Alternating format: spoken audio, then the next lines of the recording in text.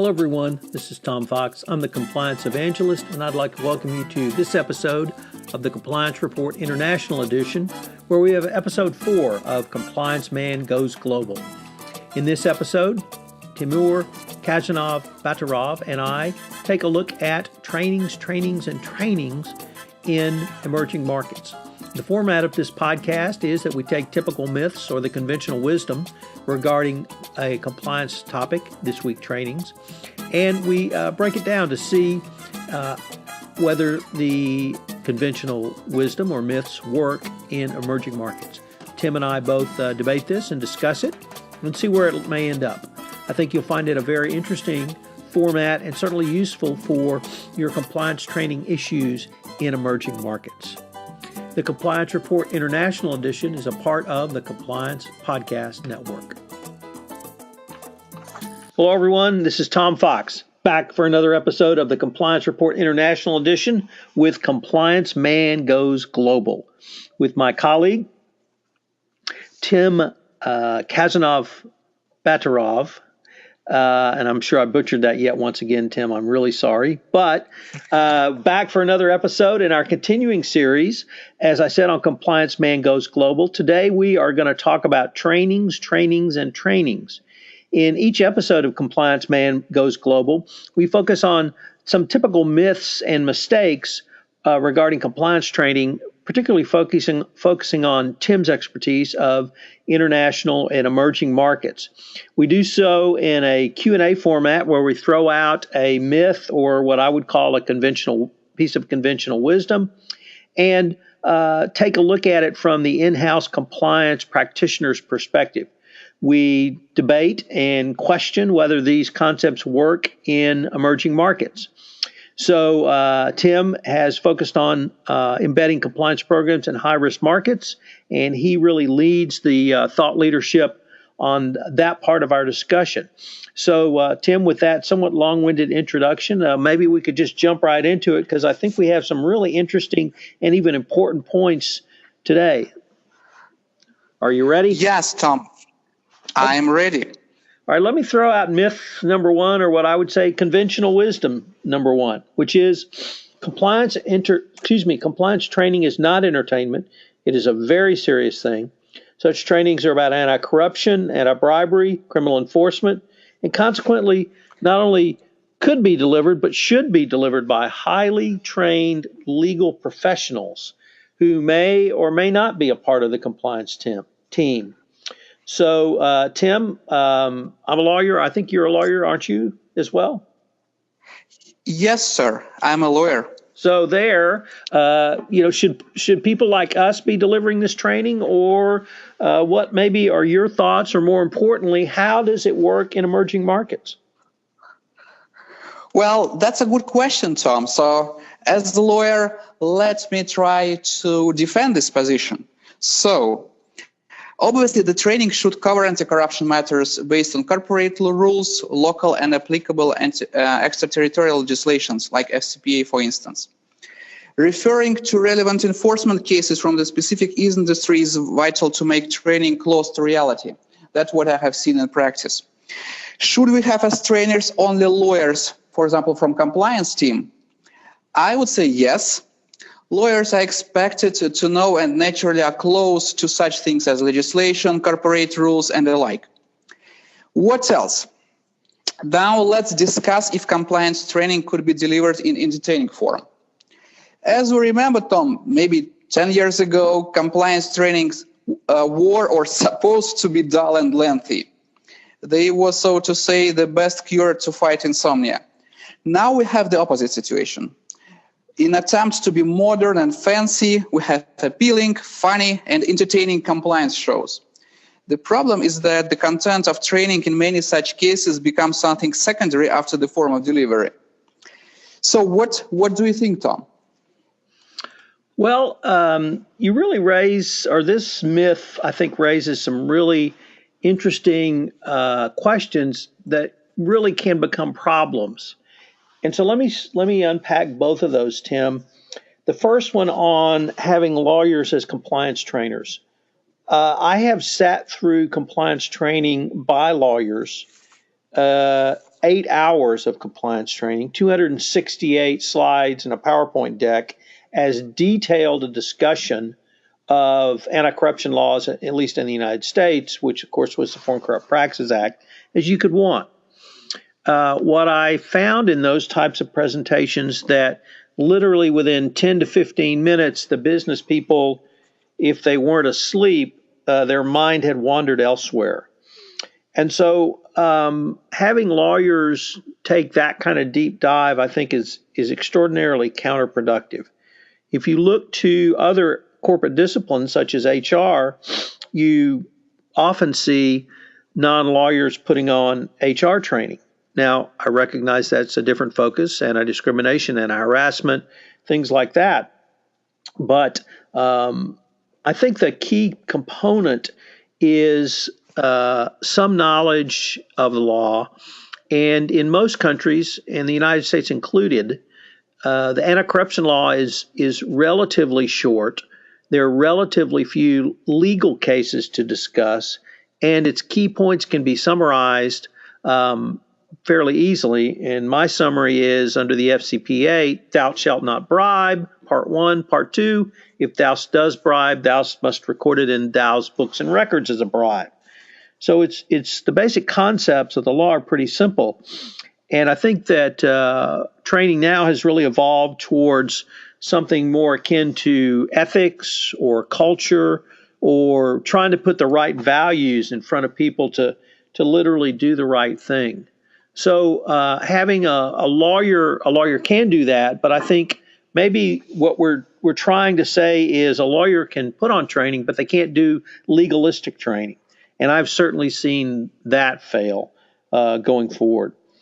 The second point, though, on entertaining, I have to say I struggle with this one, because it's really, I feel, as I said, training should be about corporate culture and values. That is going to work for some people, but typically when you have a higher risk individual, whether that higher risk person be a salesperson, whether that be a financial controller who is actually looking over the payments to be made, there really needs to be an in-person focused training tailored to that high risk that they are facing.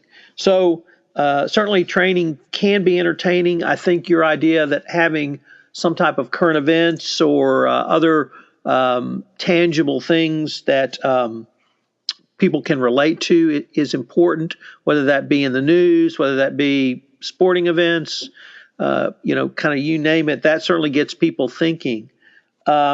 But at some point you do have to deliver a fairly stern message, I think, when appropriate.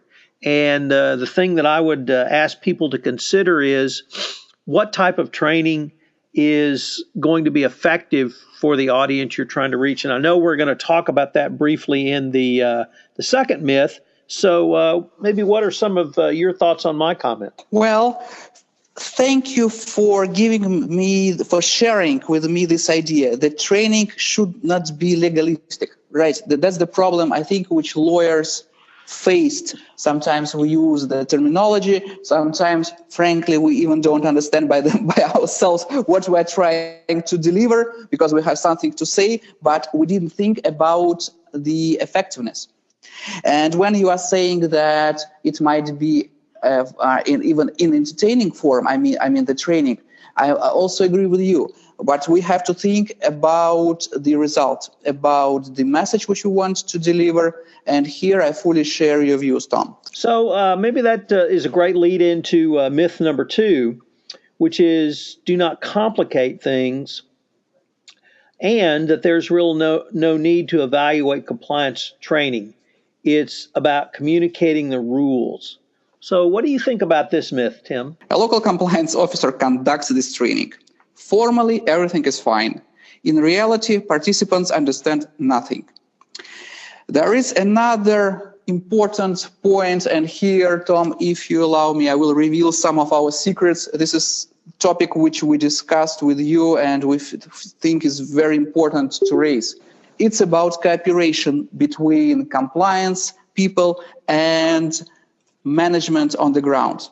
So I think it's very important, and here I fully support your views, to get engagement and get ownership over compliance and ethics, not solely within the compliance person, but with the business leader as well. So as a practical tip, we might think about having a business leader or supervisor of the target audience as your co-speaker. I think that works at emerging markets, and it worked in many cases which I have faced before. What do you think, Tom? So this area is one that I think is becoming much more important, certainly from the U.S. Department of Justice's perspective. And I think there's really 2 points to it. The first is, how does a company test effectiveness? And in the Evaluation of Corporate Compliance Programs document released in February, it really crystallized some of the speeches the Department of Justice had given around effectiveness. So you've got to evaluate the training, but you've got to do it in a way that people are comfortable with giving you good feedback, and people are going to give you honest answers. So that's sort of point one. But the second point I'd like to raise, Tim, is that it's more than just effectiveness, and we touched on this on myth one. The second thing the Department of Justice wants you to do is tailor your training to the group. So if you're dealing with an administrative assistant, that's going to be a very different type of training for a salesperson. So the question is, how can you evaluate the effectiveness of this? I think surveys are certainly important, but people have to feel comfortable, and they have to feel comfortable giving you the fair amount of information. So on your points there, I think are absolutely spot on. The thing I would like our audience to really recognize is this is an area the Department of Justice in the United States, and my guess would be other regulators across the world, are really starting to focus on. 5 years ago, they may have said, well, if Tom Fox or Tim were putting on training, let's just see your slide deck. And that might have been good enough. But now that's not good enough anymore. They want to see how effective was the training that you guys put on, and how do you know it was effective? So in other words, what's the data to support your hypothesis? And that's really, I think, where training is going to be going, whether you call it evaluation, whether you call it the effectiveness. And many compliance practitioners really need to think through this. So what would you, kind of in summary, Tim, believe are some of the key takeaways from our discussion on training today? Well, I have made some notes here. So, compliance training should not be formal and irrelevant to audience. Find ways to tailor your session so your messages will be delivered and appreciated by the audience. Your training should not be just a legalistic session which nobody will be able to understand. You have to make trainings which allow people to give you honest answers, and you have to do a tailored training for the audience for whom you are doing your session. So I think these are key takeaways for me from our today's conversation. So Tim, I'd like to ask you maybe to follow up on one point you touched on, which is the importance of the compliance practitioner from the corporate home office really working to understand the challenges of doing compliance in an emerging market. And that can be if the corporate home office is in Moscow or Beijing and they're going to a different a different country, or even a more rural region. What would you advise the corporate home office compliance practitioner to do to really help their compliance program in an emerging market? Tom, thanks for raising this question, because it's very important for our emerging markets reality. First of all, it's about tailoring what you have said. I know cases from practice, unfortunately, and some of them just of very recent nature, when trainings which were delivered were just not tailored per the specific country. So the headquarters, probably it was the United States or any other country, doesn't matter, sent the instruction for the local compliance manager to do training. And he did. He did training for the audience which was not prepared to understand what he was talking about, because it was a very legalistic, this first point. The second point, it was not tailored per the audience. As you have said, if you are doing a training for the administrative assistant, it should differ from the training for the salesperson. So I would recommend people from the headquarters to pay attention to the following. Please try to understand, first of all, that it's good to have a PPT from the big law firm, which covers all aspects of the FCPA, but it doesn't necessarily mean that somewhere in an emerging country, this will be delivered properly and will be understood properly. Meaning, as you have said, the effectiveness of this type of training might be of a very minimal. The second thing, local legislations. Please have in mind that you have to comply with the local laws when you are doing trainings or delivering any messages of legal nature in each particular country. So I would recommend to make the legal expertise of the educational materials for each particular country by local experts as compliance team members or in-house legal team. So the training should be tailored and it should comply with local legislation. Those are two big points which I wanted to raise answering your question, Tom. Well, Tim, once again, this has been a fascinating discussion. I think the challenges of doing compliance in emerging markets are something that really needs to be put on the front burner of many compliance organizations. And I wanted to thank you again for helping us understand some of the challenges that you've actually faced in your compliance career. So I look forward to continuing our discussion on Compliance Man Goes Global. Thank you. Hello, everyone. This is Tom Fox again. I'd like to thank you for listening to this episode of the Compliance Report International Edition, where Tim Kazanov-Badarov and I took a look at Compliance Man Goes Global with episode 4 of Trainings. If you have listened to this podcast on iTunes, I would greatly appreciate it if you would rate our podcast, as it would help in our rankings and also help get the word out about the only compliance podcast focused on an international issue. Also, if you have any questions, you can email me at tfox@tfoxlaw.com. I hope you enjoyed this episode of the Compliance Report International Edition, and I hope you will join us again next week for another episode. The Compliance Report International Edition is a part of the Compliance Podcast Network.